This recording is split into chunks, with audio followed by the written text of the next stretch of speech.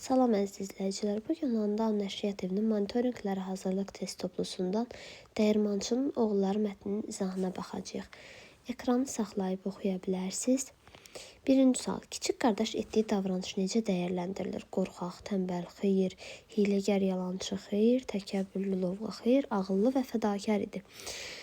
Ağıllı olması onun əjdahanı ram etməyi bacarması onun ağıllı olmasından, fədakar olması isə öz qardaşlarını yarı yolda, baxın, əgər iki qardaşı yox olubsa, o sakit dura bilməzdi. Fədakar idi ki, qardaşlarını xilas etmək üçün yola çıxırdı. Birinci sualda cavabımız olur D variantı. İkinci sual. Qardaşların tənbəlliyi nə ilə nəticələndi? Onlar dəyirman sahibi oldular, xeyir, onlar əjdahanı uddular, bəli. Onlar əjdaha tərəfindən uduldular. Çünki onlar tənbəl idilər və tənbəl olduqları üçün işlərini atıb səyahətə çıxdılar. Bu zamanda əjdaha ilə qarşılaşdılar. Əjdaha isə onları udur. Onlar dəyirman tikdilər, xeyir. Onlar dənə ütdülər, xeyir. Üçüncü sual. Mətnin məzmununu hansı fikir təsdiq etmir? Kiçik qardaş əməksevər idi. Bəli, kiçik qardaş dəyirmanda işləyirdi, o əməksevər idi. Qardaşlar birlikdə dəyirmanda işlədilər. Bəli, mətnimizin sonunda onlar dəyirmana qayıtdılar və həvəslə işləməyə başladılar. Əvvəlcə dəyirmanda işləməsələr də mətnimizin sonunda dəyirmanda birlikdə işləməyə başladılar. C variantı. Əjdaha insanları udurdu. Bəli, əjdaha böyük qardaşı və ortancıl qardaşı udmuşdu. Qardaşlar əjdaha ilə birlikdə yaşadılar. Xeyr, belə bir hissə mətnimizdə yoxdur. Dördüncü sual. Qardaşlarla bağlı doğru fikri seçin. Kiçik qardaş digər ikisindən fərqli idi. Bəli, kiçik qardaş ağıllı idi və fədakar idi, əməksevər idi. Cavabımız olur A variantı. Hamısı ağıllı idi. Xeyr, təkcə kiçik qardaş ağıllı idi.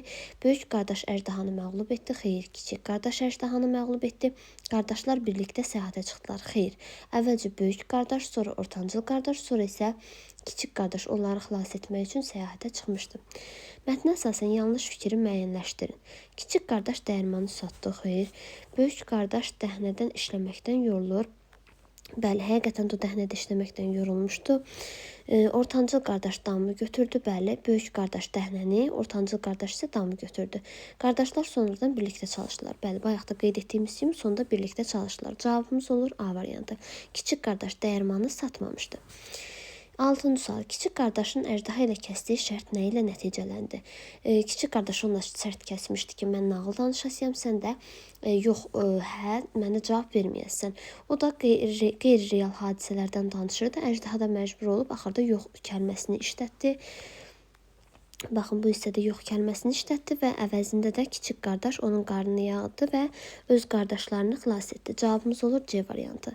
Mətndəki hadisələr kimin dilindən səsləndirilir? Təbii ki, müəllifin dilindən səsləndirilir. Kiçik qardaşın davranışı ilə mətndə hansı insan obrazı yaradılmışdı? Qorxaq, xeyr. Qorxaq olsaydı o əjdaha ilə döyüşə girməzdi. Hiləgər yox, daha ağıllı desək daha doğru olar. Sərt deyildi. Əməyə sadiq, bəli, əməyə sadiq idi, çünki dəyirmanda işləməyə qəbul etmişdi. Ağıllı idi, bəli, əjdahanı ram etdi.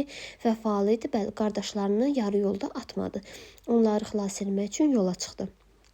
D variantı. Tənbəl və təkəbbürlü. Xeyr, tənbəl deyildi, təkəbbürlü də deyildi. 9-cu sual. Mətnə əsasən hansı nəticəyə gəlmək olar? Qardaşlar arasında küsüllük mütləqdir. Xeyr, təmbəllik insanı uğur apar. Təmbəllik xeyr, D, C variantında yazılıb. Əməksevərlik və ağıllı davranış uğurun əsası yoludur. 10-cu sual. Nağıl danışmağın əjdahanı dayandırması nəyə simvollaşdırır? Bildiyimiz kimi əjdaha 3 qardaşın üçündən də nağıl mahnı bildiyini soruşdu və kiçik qardaş onun əvəzində nağıl danışa bildi. Bu da sözün gücünün qalib gəlməsini bizə göstərdi.